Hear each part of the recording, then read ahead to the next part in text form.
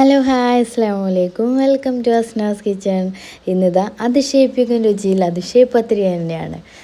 നമ്മൾ ഇറച്ചിപ്പത്തിരി എന്നും പറയും. അത്രയ്ക്ക് ടേസ്റ്റിയാണല്ലോ നമ്മളെ അതിശയപ്പത്തിരിക്ക്.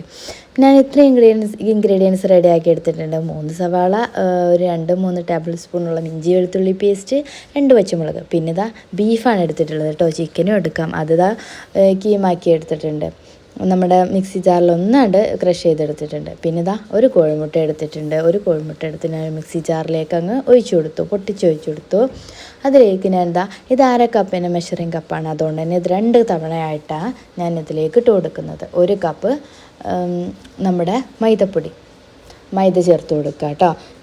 വേറെ 1 കപ്പിൻ്റെ മെഷറിങ് കപ്പിൽ 1 കപ്പ്, കറക്റ്റ് 1 കപ്പ് പൊടിക്ക് 1 കപ്പ് വെള്ളം തന്നെ ഒഴിച്ചു കൊടുക്കുക. അപ്പോൾ ഇത്രയും ചേർത്ത് കൊടുത്ത് ആവശ്യത്തിനുള്ള ഉപ്പ്, 1/4 ടേബിൾ സ്പൂണോളം ഉപ്പും ചേർത്ത് മിക്സിയിൽ നന്നായിട്ടങ്ങ് ബ്ലെൻഡ് ചെയ്തെടുക്കുക. ഇത് ആദ്യം തന്നെ നമ്മുടെ ദോശയില്ലേ, നമ്മുടെ പത്തിരിക്കുള്ള ദോശയ്ക്ക് വേണ്ടിയിട്ടാണ് ഞാനിത് എടുത്തിട്ടുള്ളത്. അപ്പം ഞാനൊരു പാത്രത്തിലേക്കൊക്കെ മാറ്റി കൊടുത്തു. അതിനുശേഷം ഒരു ഫ്രൈ പാന് അല്ലെങ്കിൽ പത്തിരിക്കല്ലോ അടുപ്പിൽ വെച്ച് കൊടുത്തിട്ട് നന്നായി ചൂടായി വരുമ്പോൾ ഓരോ തവയും ഇങ്ങനെ ഒഴിച്ച് ഇതുപോലെ ദോശ ചുട്ടെടുക്കണം. ഇപ്പം മൈദ ദോശ ചുട്ടെടുക്കാൻ എളുപ്പമല്ലേ. അപ്പോൾ എല്ലാവരും ഇതുപോലെ ഒരു 8 ദോശയെങ്ങാനും വേണ്ടി വരും. അപ്പോൾ അത്രയും ചുട്ടെടുക്കാം കേട്ടോ.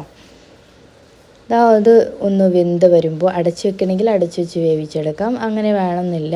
എന്നാലും ഒന്ന് ചൂടായി വെന്ത് വരുമ്പോൾ ഇതിൻ്റെ മുകളിൽ കുറച്ച് അല്പം നെയ്യ് തടവി തിരിച്ചു മറിച്ചൊന്നിട്ട് ജസ്റ്റ് ഒന്ന് വേവിച്ചെടുക്കാം. അപ്പോൾ ഇത്രയും ഇതുപോലെ ഞാൻ ദോശ ചുട്ടെടുത്തു. ഇങ്ങനെ ഇതുപോലെ ഞാനൊരു 8 ദോശയോളം ചുട്ടെടുത്തിട്ടുണ്ട് കേട്ടോ. 6-8 ദോശയോളം വേണം. അപ്പോൾ ഇത്രയും ചുട്ടെടുത്തു. അതിനുശേഷം ഞാൻ അതേ പാൻ തന്നെ അടുപ്പിൽ വെച്ച് നന്നായി ചൂടായി വരുമ്പോൾ ഒരു 3 ടേബിൾ സ്പൂണോളം വെളിച്ചെണ്ണ ഒഴിച്ചു കൊടുത്തു.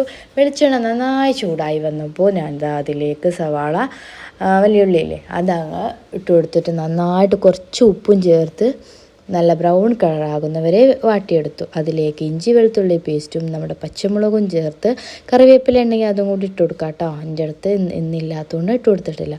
അതിട്ട് കൊടുത്തതിന് ശേഷം നന്നായി വാടി വരുമ്പോൾ നമ്മുടെ ബീഫാണെങ്കിൽ ബീഫ്, ചിക്കനാണെങ്കിൽ ചിക്കൻ, അത് നമ്മളിതിലേക്ക് അങ്ങ് ചേർത്ത് കൊടുത്തിട്ട് നന്നായിട്ടൊന്ന് മിക്സ് ചെയ്തെടുക്കുക.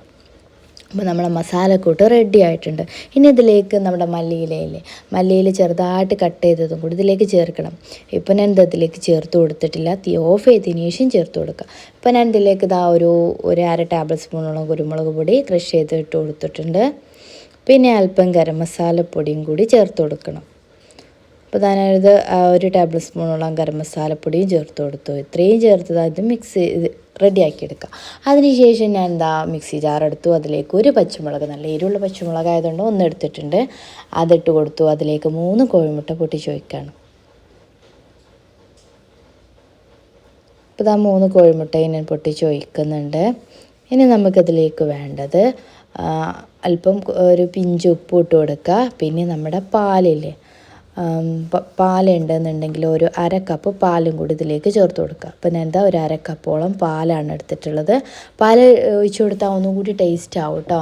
അല്ല എന്നുണ്ടെങ്കിൽ ഇത് മാത്രം മതി. മുട്ടയും പച്ചമുളകും കൂടി ഒന്ന് ബ്ലെൻഡ് ചെയ്തെടുക്കുക. പാലും കൂടി ചേർത്താൽ ഒന്നും കൂടി ടേസ്റ്റ് കൂടും. അപ്പോൾ എത്രയും ചേർത്തു. 1/2 കപ്പ് പാലും ചേർത്ത് അടിച്ചതാ നമ്മുടെ മിക്സും കൂടി റെഡിയാക്കി എടുത്തിട്ടുണ്ട്. നമ്മുടെ മുട്ട മിക്സ് റെഡി. ഇനി നമുക്കിതാ ഫൈനലായിട്ട് ഒരു ഫ്രൈ പാനിൽ നമ്മുടെ സോസ് പാൻ ഉണ്ടെങ്കിൽ അതെടുക്കുക. അല്ലെങ്കിൽ കുക്കർ വേണമെങ്കിൽ കുക്കർ എടുക്കുക കേട്ടോ. അതിലേക്ക് നെയ്യൊന്ന് തടവി കൊടുക്കുക. അതിനുശേഷം ആദ്യം തന്നെ ഒരു ദോശ വെച്ച് കൊടുക്കുക. പിന്നെ നമ്മുടെ മസാലക്കൂട്ടില്ലേ, അത് ഇതിൽ എല്ലാ വശത്തും പരത്തി ഇട്ട് കൊടുക്കുക കേട്ടോ. അപ്പോൾ ഒരുപാട് ഫില്ലിങ്സ് ഉണ്ടെന്നുണ്ടെങ്കിൽ അത് ചേർത്ത് കൊടുക്കുക. അപ്പോൾ ഞാൻ എല്ലാ ഭാഗത്തും ഈ മസാല ഫില്ല് ചെയ്ത് കൊടുക്കുകയാണ്. അപ്പോൾ ഇതിനെ തുടർന്നുകൊണ്ടേയിരിക്കുക. ആദ്യം ദോശ വെച്ച് കൊടുക്കുക, പിന്നെ മസാല വെച്ച് കൊടുക്കുക, പിന്നെ നമ്മുടെ മുട്ട മിക്സിൽ നമ്മുടെ ദോശ ഇട്ട് കൊടുക്കുക, പിന്നെ വീണ്ടും ദോശ വെച്ച് കൊടുക്കുക, മസാല ഇട്ട് കൊടുക്കുക. അങ്ങനെ അവസാനം വരെ നമ്മുടെ ദോശ മസാല കഴിയുന്നവരെ വെച്ച് കൊടുത്തതിന് ശേഷം അവസാനമായിട്ട് നമ്മുടെ ദോശ വരണം. അതിന് ശേഷം ഇതുപോലെ മല്ലിയില മുകളിൽ വെച്ച് കൊടുക്കുക. പിന്നെ നമ്മുടെ ബാക്കി വന്ന ഈ മിക്സില്ലേ, അതിൻ്റെ മുകളിൽ ഇങ്ങനെ ഇതുപോലെ ഒഴിച്ചു കൊടുക്കുക. എന്നിട്ട് ഈ ദോശ ഒന്ന് കൈ വെച്ചിട്ട് പ്രസ് ചെയ്തൊന്ന് ലെവലാക്കി കൊടുക്കുക കേട്ടോ. അതിനുശേഷം ഇതങ്ങ് എടുക്കുക. ഒരു പഴയ ഫ്രൈ പാനോ ഒക്കെ ഉണ്ടെന്നുണ്ടെങ്കിൽ അത് ദോശക്കല്ലോ ഒക്കെ ഉണ്ടെങ്കിൽ അത് വെച്ച് കൊടുത്ത് നന്നായി ചൂടായി വന്നതിന് ശേഷം മീഡിയം ഫ്ലെയിമിലോട്ട് മാറ്റി 1 മണിക്കൂറോളം ഇതുപോലെ കുക്ക് ചെയ്തെടുക്കുക. അല്ല എന്നുണ്ടെങ്കിൽ ലോ ഫ്ലെയിമിലിട്ട് നമ്മൾ സോസ് പാൻ തന്നെ ലോ ഫ്ലെയിമിലിട്ടും വെച്ച് കൊടുക്കുക കേട്ടോ. രണ്ടും ചെയ്യാം.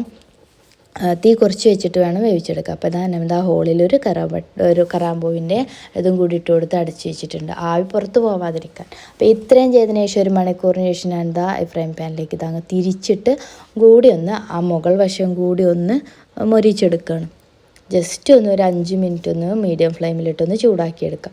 അപ്പോഴേക്കും നമ്മുടെ അടിപൊളി ഇറച്ചിപ്പത്തിരി എന്നും പറയാം, അതിശയപ്പത്തിരി എന്നും പറയാം, ഇത് റെഡിയായി വന്നിട്ടുണ്ട്. അടിപൊളി ടേസ്റ്റാണ്.